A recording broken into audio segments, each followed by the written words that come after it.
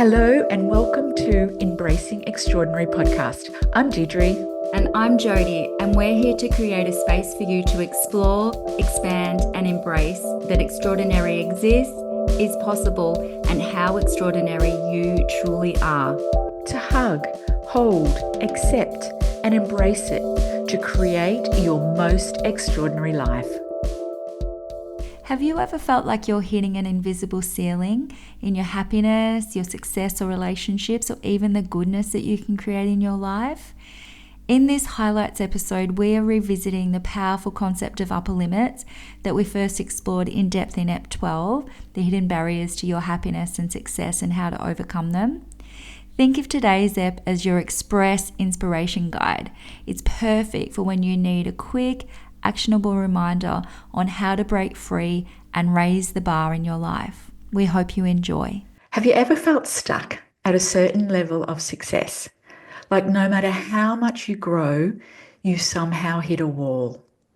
Or maybe you've noticed that just when things are going really well, something happens to pull you back down again. What if we told you you might have an upper limit, a hidden subconscious cap on how much happiness, success, and love you allow yourself to experience? Today, we're diving deep into the upper limit problem, why we sabotage ourselves, why we plateau in our personal and professional lives, and most importantly, how we can break free from these invisible barriers. So, hello and welcome, Jody. Hello, Dee. How are you? Fantastic. Thank you.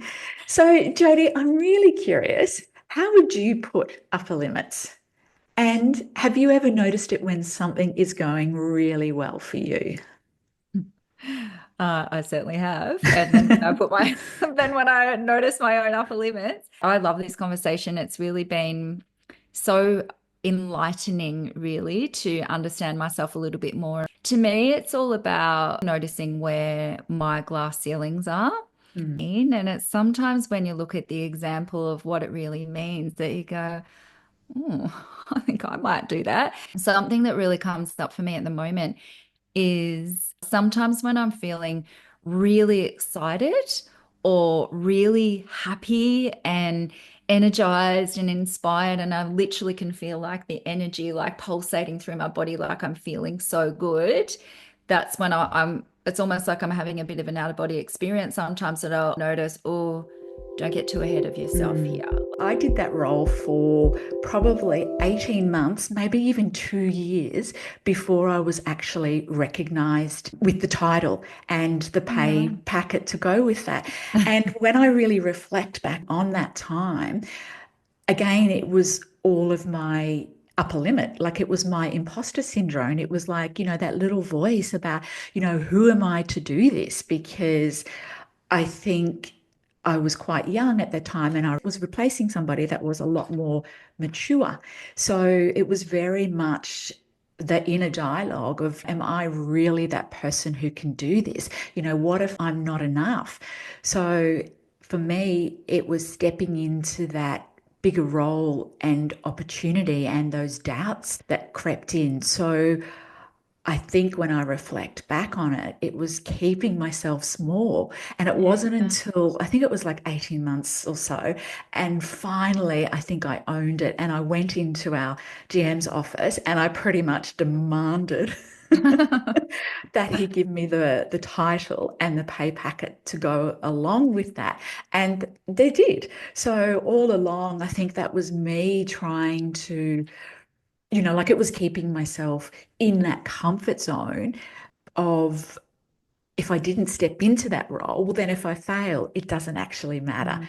Whereas I knew, like when I reflect back, I was more than capable of doing that role. And as we know, well, as you know, we went on and we were very successful. And other things like long-term things like being able to hold a really stable weight. Because I think the thing about these upper limits is where can we allow these things into our life consistently?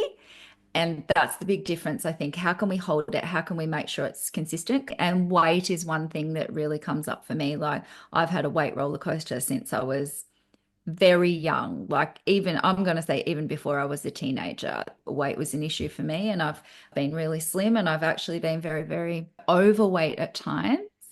And I know that part of that for me is very much related to feeling safe in my body with that and hitting the upper limits of how much can I hold and keep that as a really beautiful, consistent thing, Mm. especially when a high value of mine is health. It's a big one for me as well, especially at the moment, is that going into that worrying, like, things are going really, really well. And then there's just these worrying thoughts pop in. So now I'm able to catch them before they start to spiral out of control.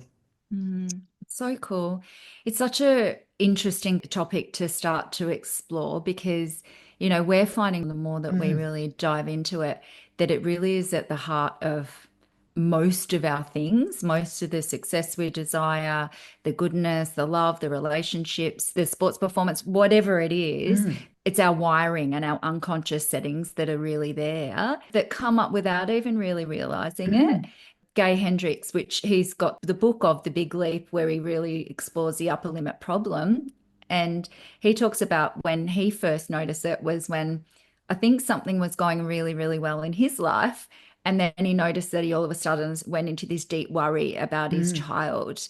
And that's where he really started to ponder, oh, why is this happening? And he went down the road of really exploring it. And then he's coined it the upper limit problem because there's so many really valid, amazing, real things within that concept. And if we want to create an extraordinary life and we want to unleash and raise the roof and on our own self-imposed limits and our glass ceilings and release your full potential, it's so important that we can sort of look underneath and go, what are the things that are holding me back? And not with blame, but with absolute compassion and looking within and go, why do I do that? Really just looking at everyday examples of it and understanding we're all wired and it's not fixed. This can be Mm. changed for a certain amount of happiness and success that we can actually handle. And what that happiness and success might be, it could be love, joy, money, creativity, health, fulfillment, all of those kinds of things. When those limitations come up, really looking at what, first of all, what they are and also why they're there. We might think that we're okay with a lot of those things.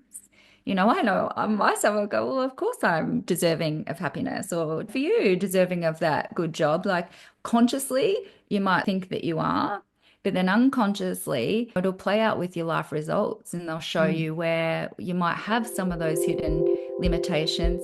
That's where I believe the magic really happens, because it can show up in so many, many ways. And the one that I found fascinating, which is what I had thought, and I'd spoken to you previously when I look at both of my kids with their high performance sport and about injury. And I had said to you previously that I think that their injury has been an upper limits. And then to read it in the book and go, yeah, that's so, so interesting. And like he talks about, that's not always the case. But if we can take that time to pause and then look within with self love and compassion, that's where we can start to learn and then start to potentially reframe what's Mm, possible, which is what he calls stepping into that zone of genius, which mm, to me, that's stepping into that extraordinary, that highest expression yeah. of who you are and who you're meant to be and what's possible for Mm, you, I mm, think is so beautiful. The yeah. other thing that really stood out for me when I read the book, and I didn't think about it as being an upper limit problem, is when you downplay your achievements. If Mm, someone gives you a compliment and you actually deflect it mm, back and downplay it instead of really stepping into that and owning that. And I thought, wow, actually, I'd never thought of that as a upper limit problem. Yeah, so I'm getting much better at accepting those and even sometimes just saying thank you yeah. is really interesting. But I think that's a really good insight. When are we given a compliment or we've achieved something and we downplay that? Mm, So I mm, thought that was a really interesting one mm. for me as well. Yeah, that one is true because part of our culture is almost to be Yeah. polite when somebody gives you a compliment to say one straight back. That's what I would do. And I would have never, ever recognized without knowing some of this stuff, just how important it is to be able to receive the Correct. compliment. If you want to be able to receive life's goodness, it can start with the simplicity of being able to just receive that compliment fully and Yes. allow yourself to just accept it with what you just said. Thank you. Thank you. Thank you so Mm. much, and really absorb that in without the automatic part of it deflecting back onto the other Yeah. person and telling them something wonderful about them as well. And that's a lovely thing to do, but you've got to allow yourself to receive first. Absolutely. Could be that we have the best month in our business. So we've earned, a great amount of money, but then the car might break down or, a huge bill comes in, Yeah. which then we lose what we had earned. So then again, instead of getting furious or angry, it's that ability to get curious with that and start to explore that in a little bit more understanding. Sometimes we can start to feel a little bit unsteady in how many good things can we handle at once. Correct. So, can we have the health? Can we have the love? Can we have the relationship? Can we have the thriving business? Can we have the happiness? Can we have the success? How much can we handle? Because there's a level of comfort and safety inside the body as well, and the nervous system for has that been okay? Is that actually okay? And yeah, there's a lot to explore there. And that really leads us into all of these limits, all of them, whether it be procrastination or the worry or the Mm, saboteur, the inner critic, or the whatever it is, all of them serve a purpose. absolutely. They're not there because there's something wrong with us. And that's something really beautiful to acknowledge as well. There's nothing wrong with Absolutely. you if you're experiencing this. It's actually very human. Mm, And all of those limits, they have a purpose. The main purpose of all of them is to keep you where you are. They're fighting for your survival. They're to keep you safe and drop back into the familiar, which what correct. the nervous system recognizes as the safe place for you. Yeah, there's so much we could explore with that. And this is one of the reasons for our unlimited program is we unpack this a lot, as well as Mm, lots of other things. And most importantly, how to recognize it and what to do with it so you can live that life that you have the potential for. But right now, when we start to recognize it, really looking at, well, what do we do then? What's important? How do we actually change it? And if you want to change it, you've got to have a look. You got to have a look and really look at how to tolerate and hold longer periods of success and those good feelings consistently. Or, in other words, the amount of goodness you desire. How can you hold it?